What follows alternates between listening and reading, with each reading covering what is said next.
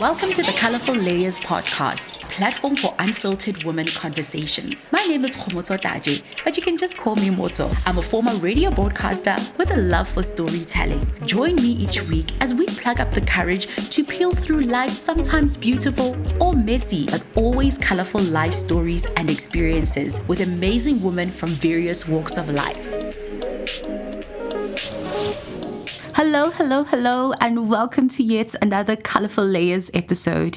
I really hope that as we sprint into the second half of 2022, you are taking care of yourself while, of course, taking care of everything and everybody else around you. I always, for some reason, find, and I think I'm not the only one, I always find the second last bit of the year a little bit stressful and somehow always put myself under a bit of pressure. But I think this year I have decided and I'm choosing to do things a little bit differently, and that is changing my view of the second part of the year, which is viewing it as a second chance. Yep, a second chance for me to finish strong, do better by myself and for those around me. Let's get into today's episode. I'm really excited because I get to feature a really brave lady who kept a dream in her heart for many years.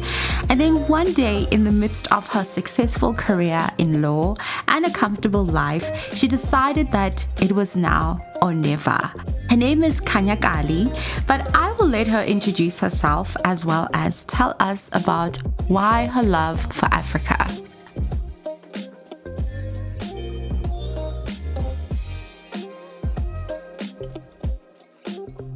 I was born in Mthatha, the town in the Eastern Cape, South Africa. And I grew up in a village called Mtseshe.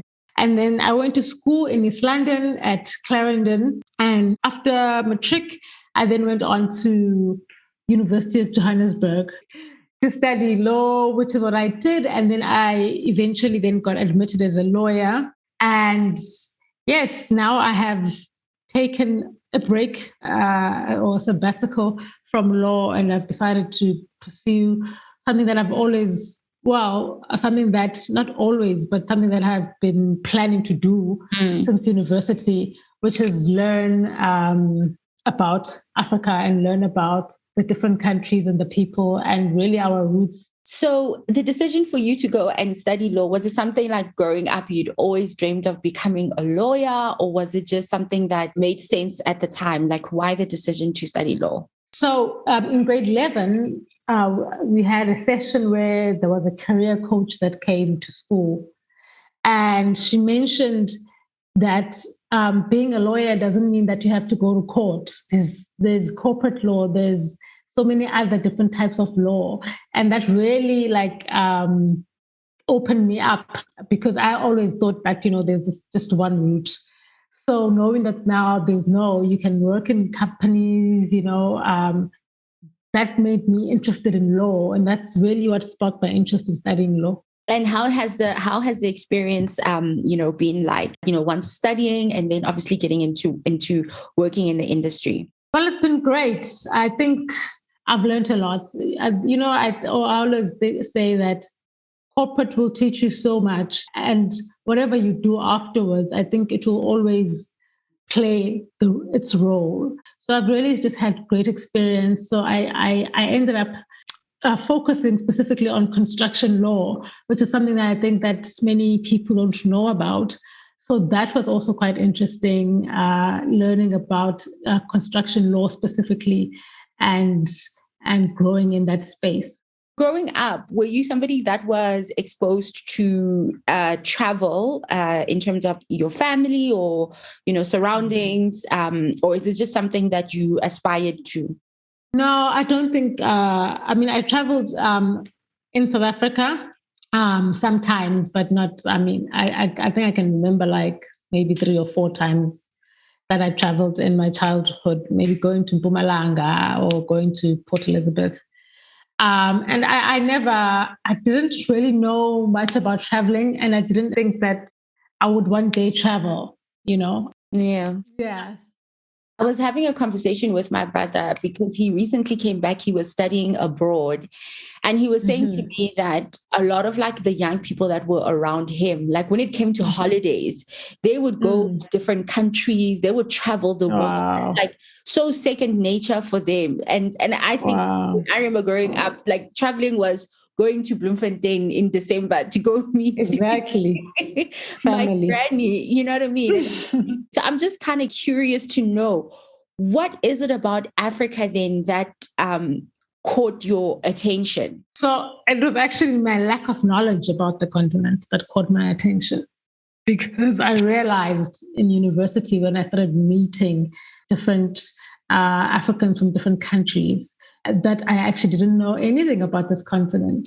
And that's really what sparked my interest.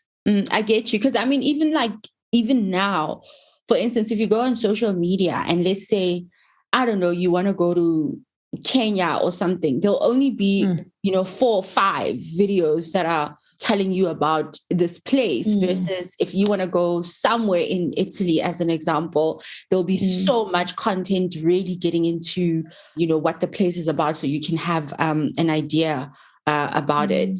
Yeah. So I'm keen to know, because this becomes almost like your USP, right? Because even the decision that you take about work and so on is driven by this. So like, how does it land a special place in your heart to say that I want to know about Africa, I want to explore it further? Like, how do you know that this really has a special place in your heart and this is what you want to explore? I just really found it sad. I think it also angered me a bit that I can remember so much history about Hitler and so much history about Stalin and Kennedy and all those figures.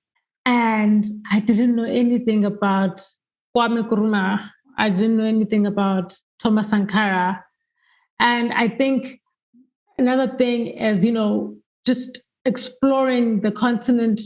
I knew it would help me understand a few things that maybe I was thinking about wrongly. For example, when I was growing up, I always thought that cotton clothes or fabric only came to Africa through colonization, through white people.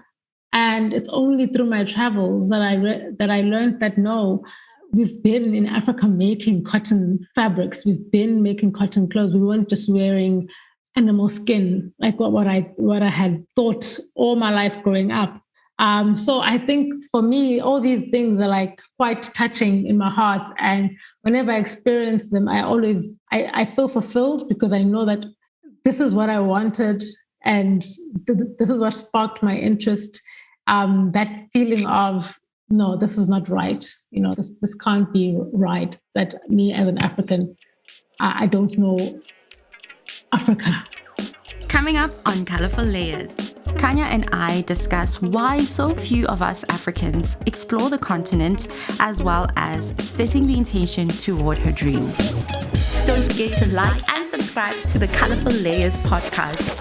The Colorful Layers podcast. So it was even just more than about, going to beautiful destinations, exploring the land, but more about getting in touch with your history and knowing a little bit more about your ancestral land. Definitely. I think travel just became, because,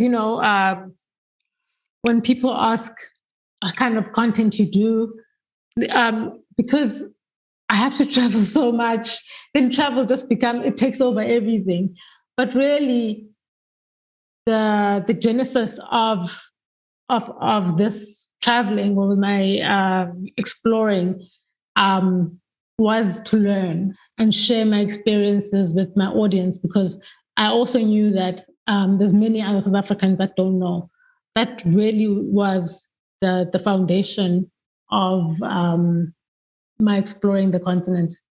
That's so interesting, because I think that, like as Black people, we sometimes, hear or see stories about how, like, let's say Black Americans or, Black people that are like in Europe and so on, that are coming to Africa because they're like, I need to get in touch with the motherland and know where I'm from and so on.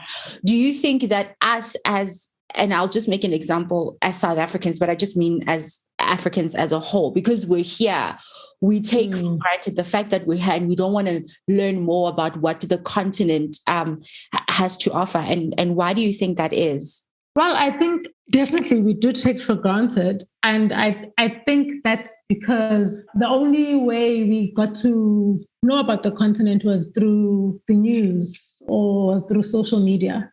So now you know that whatever we see in the news is all negative about the continent. Now you learn about the continent in this manner, and you only see starving people, wars, coup d'etats. That's all people were exposed to. So that made South Africans more reluctant to travel the continent because, when you learn about something and then you only see negative things, there's nothing really making you want to go and explore that. Sure. Yeah. And it's just making me think, obviously before pre-COVID, we, like how you'd have like those travel packages, like travel Europe, or travel, but you don't actually see like packages like travel Africa, Yeah. And there's also that. Yeah. Exactly. And I'm just interested in your thoughts around the fact that also I find it so weird that if I want to go to Nigeria, I need to have like a visa and flights are like so expensive, whereas if you talk like in another country, for them to go to the neighboring countries, it's so much cheaper. Like, what are your thoughts around that? Yeah, look, I think we still have like a lot of battles or things that limit us with traveling Africa. Firstly, it's quite expensive, just from the flights, and the accommodation is quite expensive. I think there still lacks a middle class options. Middle class options are not really there. It's either you have to have a lot of money, or you're going to be in a place that maybe you might feel uncomfortable. Of course, there's also the visa applications. So there's still quite a lot of hurdles that you need to jump over. Yeah, true. And it's so sad. Like, I feel like as Africans, we have so many problems that if you had to bring up that, oh my gosh, this situation is not okay, it needs to be sorted out. But people are so worried with other things that are like, exactly. That it just seems like that's such a, like you're saying, middle class or exactly far out, but it should be accessible for young people to just be able to travel Africa, and that's their first contact with traveling. So in terms of just taking you back to while you're still studying, right? I think obviously we're in a time where now with social media and so on, it has become quite a norm to meet somebody and they say, I'm a travel, digital content creator and so on. But I'm assuming that at the time while you were at UJ, at the University of Johannesburg, it wasn't quite such a norm. Yeah, no, definitely not. In fact, my plan has always been to use my career to travel the continent and explore the continent. So my plan was to find a job that allowed me to travel or gave me the opportunity to travel. It was not to do what I'm doing now. I would have never thought that I'd be doing what I'm doing now. Very interesting. And you mentioned during our chat that you were so intentional about this thought that even things like getting yourself into debt, having kids, that wasn't part of the plan because this was always in the back of your mind. Yeah. So, there was a time I remember when I wanted to get married. Thank God that didn't work out. But building up to my traveling, what building up means like maybe, I don't know, 2-3 years before, I made sure that I didn't have any debts. Like I paid off all my debt and increased my savings drastically. I really budgeted, quite a lot building up. And I knew like in the 3 years that I was going towards my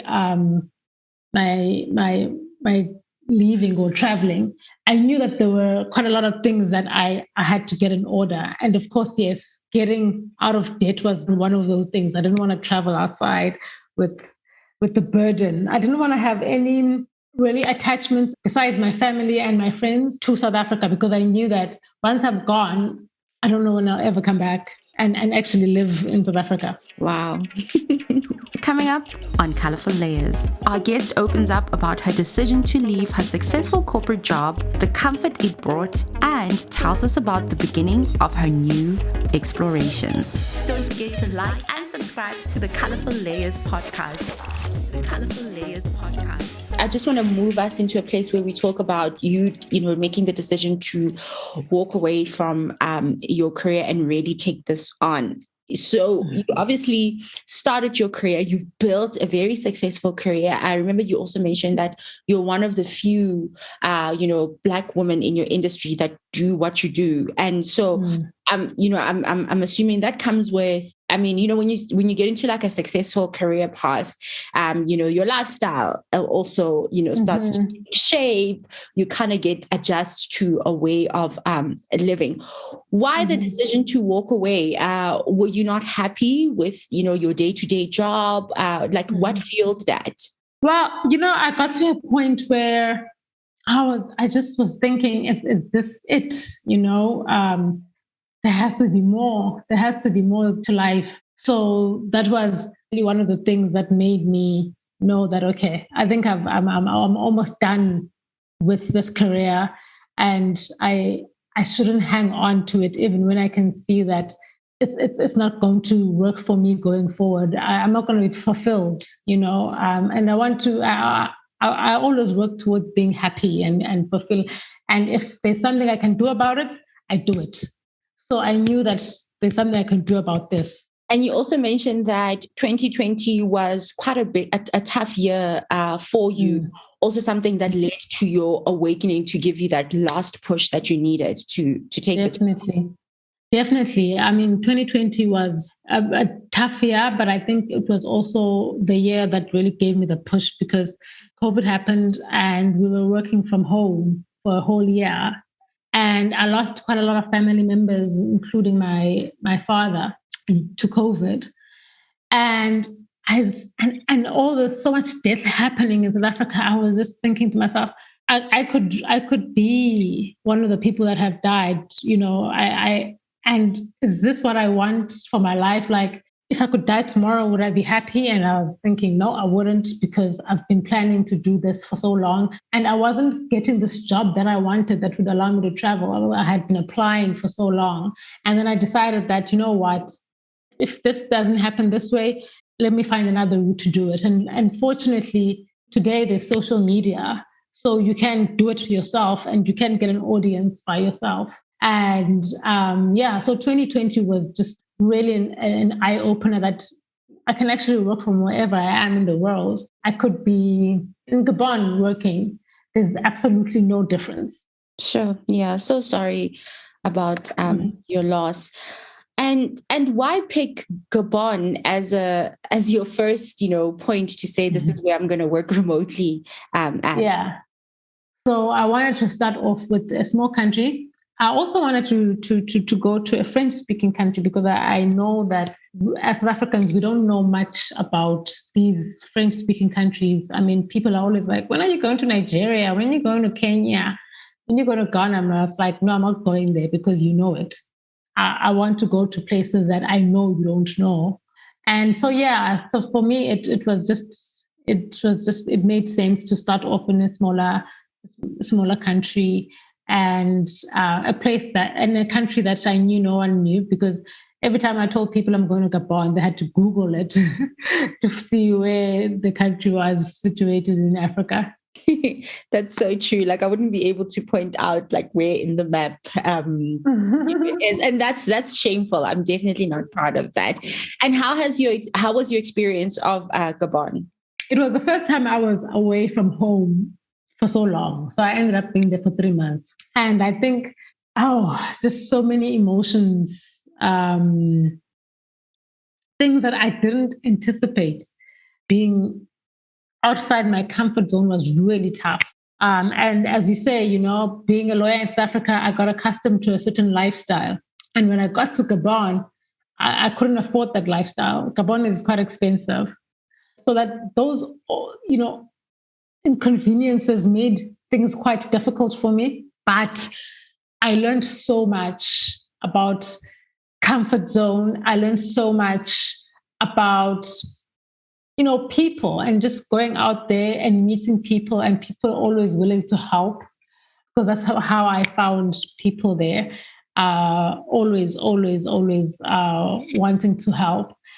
So I think, yeah, it was a very tough, but also great learning experience for me, being in Gabon. Something that I actually forgot to ask you was, had you always been on social media documenting, or did the decision to now really, be in the space come as you now take on this decision that I'm going to start exploring more of Africa, and specifically now when you're in Gabon? Yeah, so I wasn't using social media for my learning experiences and my traveling. It was just about everything and anything. In fact, even in the beginning, when I got to Gabon, I was just like posting. I wasn't taking it seriously until people were like, no, please do a YouTube video. Please do this. Please do this. And I was like, okay, people are interested in this. I should take it a bit more seriously. I'm so glad you did, because that's actually how I even came across your profile, and I was like, "Whoa, this is so interesting." All right, so now you're in Gabon. Just take us through, just your thought process. How do you get to the decision that, you know what, it's not enough what I'm doing. I actually want to resign and take this on full time? Yeah. So while I was in Gabon, I was actually still working full time. I had got permission to work from another country.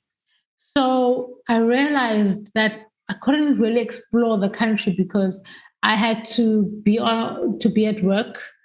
So that contributed a lot to my decision that no, I don't want to go to a country and only have an experience of the capital city or the big city that I'm living in. I want to have a full experience, which is what I'm having now in Cote d'Ivoire. I really have a full experience of the country.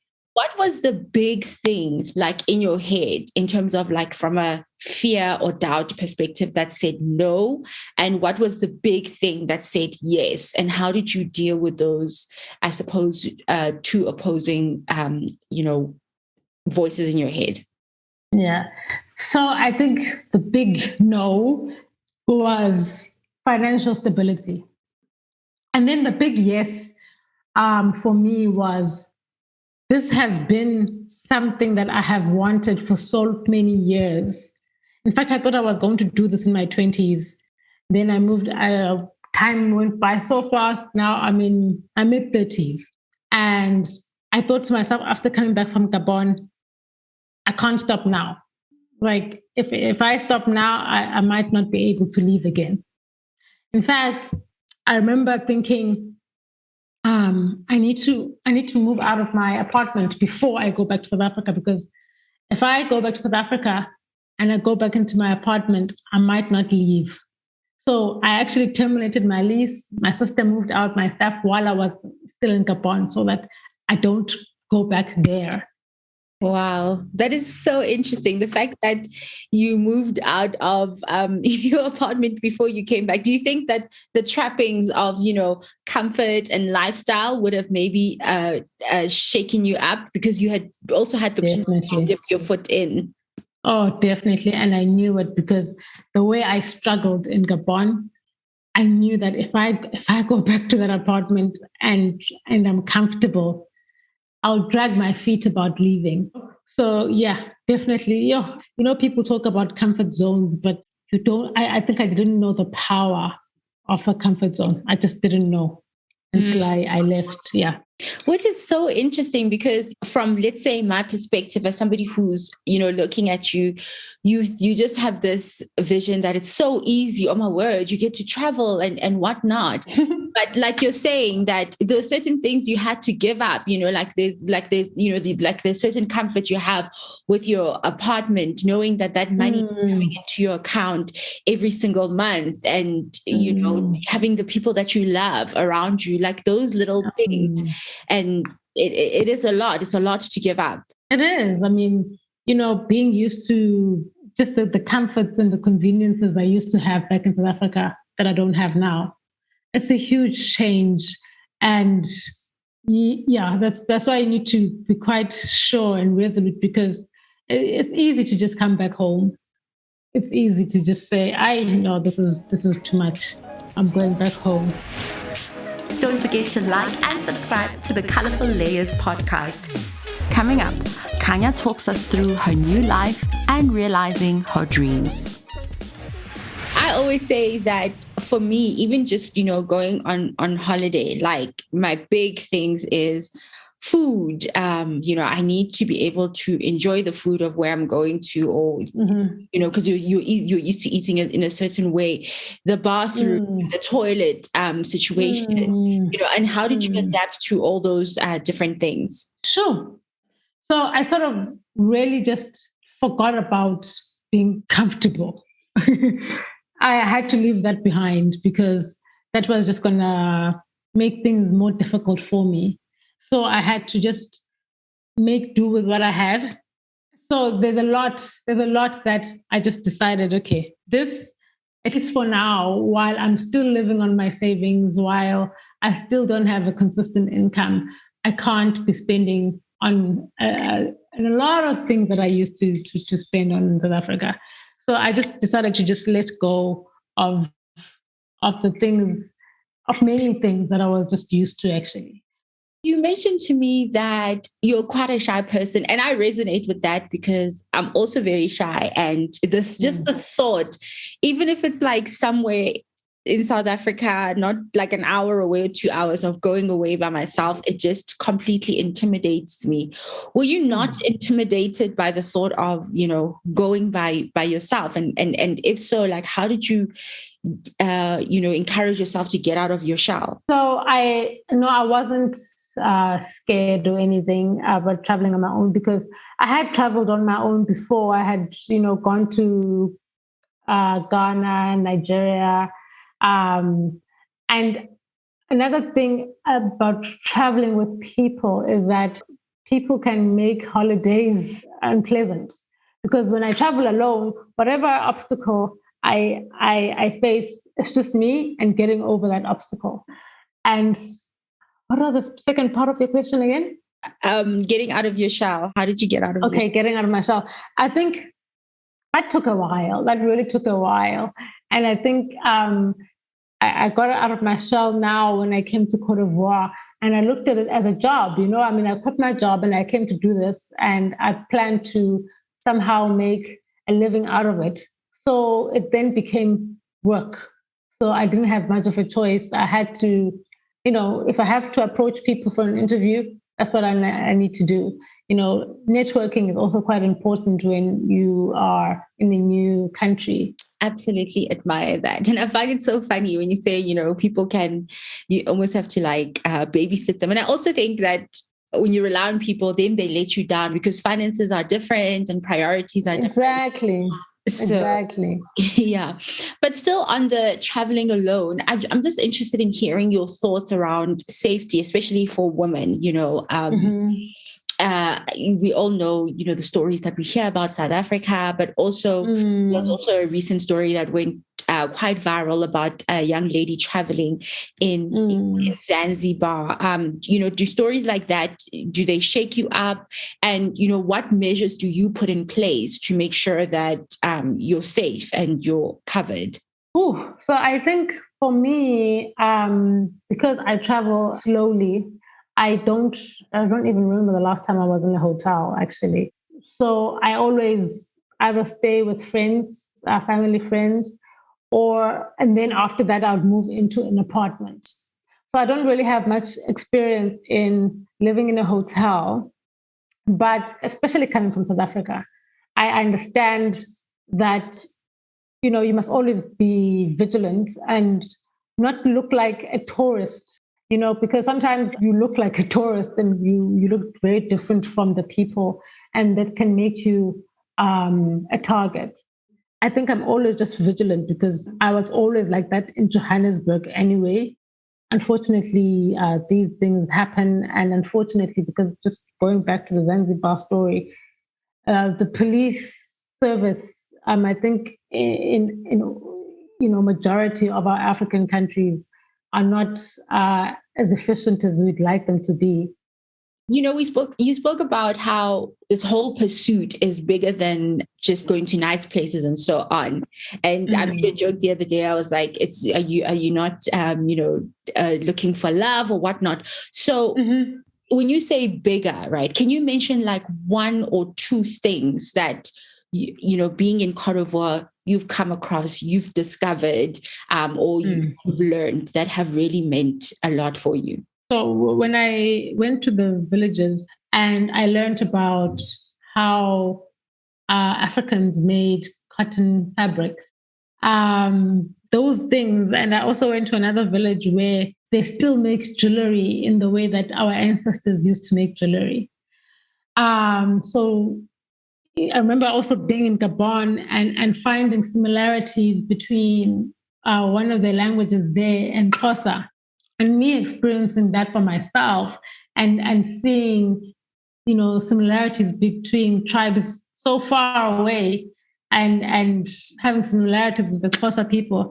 For me, that those kind of things make it worthwhile. I love that. So I'm going to move a little bit into, you living your dream. I remember this one time I was watching one of your stories and it seemed like you were at a beach party or something. And, like with stories, because it's like 24 hours. So you're not really quite sure what the timeline is, but it seemed like you're partying from the morning or the day all the way until the next morning. And it was like such a vibe. Would you say that you are just finally living your dream, in this pursuit or on the cusp of realizing it?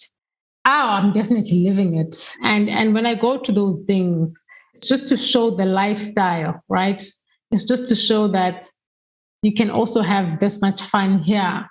Because as I said to you, the only things we see about the continent is negative things. So if people can see that, oh, wow, you can have such a great beach party like that in Cote d'Ivoire, then, you're dispelling so many misconceptions about the country. I love that. And are you on your eat, pray, or a love chapter of your story? I'd say I'm on my pray chapter of my story, because I've just got so many things that I would love to achieve. And sometimes, as I said, like, when I think about finances, that really is a challenge. And so I pray and just take it one day at a time. Coming up on Colorful Layers, Kanya breaks down the steps she had to take in order to realize her dream. Don't forget to like and subscribe to the Colorful Layers podcast. The Colorful Layers podcast. I'd say definitely the savings. I really ramped up my savings 2 or 3 years before my traveling. And that is what enabled me to take this decision, because without my savings, I wouldn't have been able to finance these travels. And then also, I knew that I needed a plan B, like a backup plan. That for me was going back home and going back to the career that I had. So that was always my plan B, that, okay, I can always go home at any time. And for me, I know that I can find a job. When I go home, I can find a job. It takes a while, but I know I can. And then maybe one of the other things was just planning my life around what would happen if I just want to have this life of just get up and go. So, for example, if I'm married or if I have kids, you can still do it, but not as easily as if you don't. So for me, it's a matter of always just packing up my stuff and going. Like, it was easy for me to sell my car, sell everything, so that I don't have to be paying storage when I don't know when I'm ever going to come back.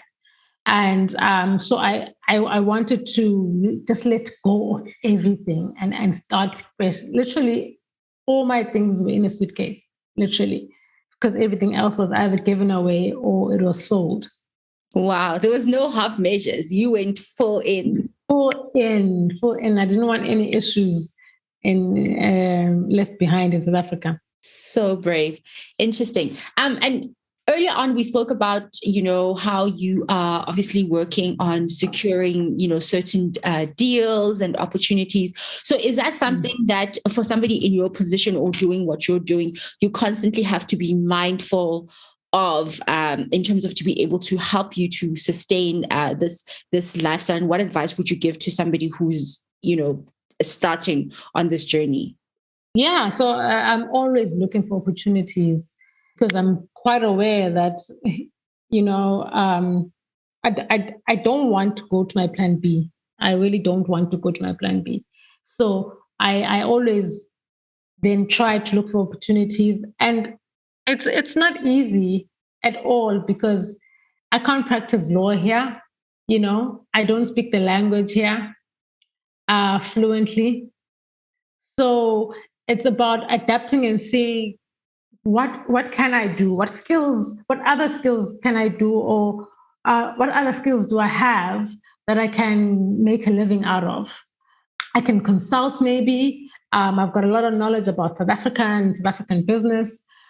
So you just, I think it's quite important to also just find out what other things, what other skills do I have that I can use to make a living while I'm still trying to build whatever I'm trying to build. Very interesting. So there's quite a bit of like entrepreneurship that comes, or like an entrepreneurship mindset that comes in becoming like a digital or travel content creator. Oh yeah, definitely. Sure. I think I didn't even realize just the different roles that you play as a content creator because you do everything. And I didn't realize just from like the creative director to the editor to the video to the cameraman to the finally producing the videos, everything you do on your own.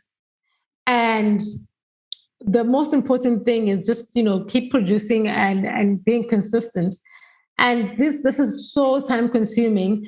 And on the side, you're thinking, oh my word, I need to make the money, because you're not really making money. You're just spending it. So it's just juggling so many things, especially in the beginning. It's just juggling so many things. And your dreams and plans, they obviously continue to evolve as you continue to explore. In your head, what does your ideal path, look like? Ooh, I think so many things have changed from what my ideal was. That right now, I don't really have an ideal picture of this is where I'm going. I have rather an ideal picture of, okay, the lifestyle I want to live. I know what that is.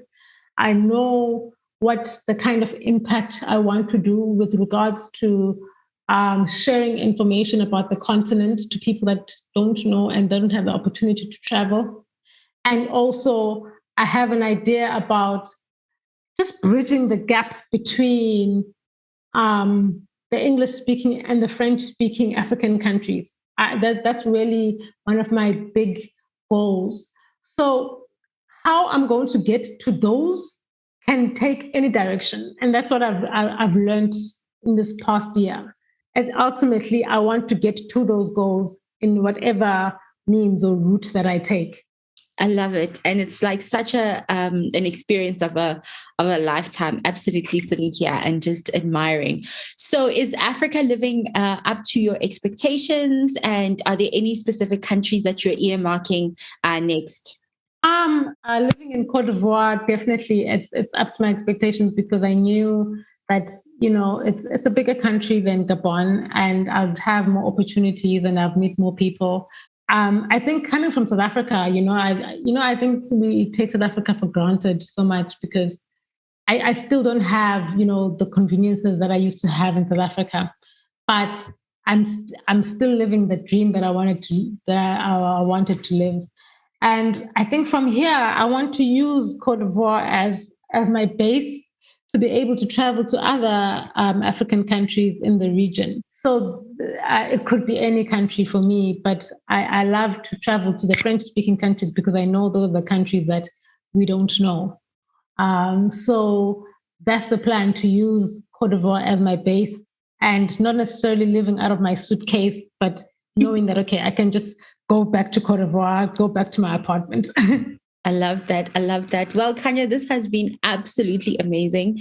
Thank you so much for making time to share your story, inspiring us. And yeah, I look forward to coming to Cote d'Ivoire and meeting you in real person.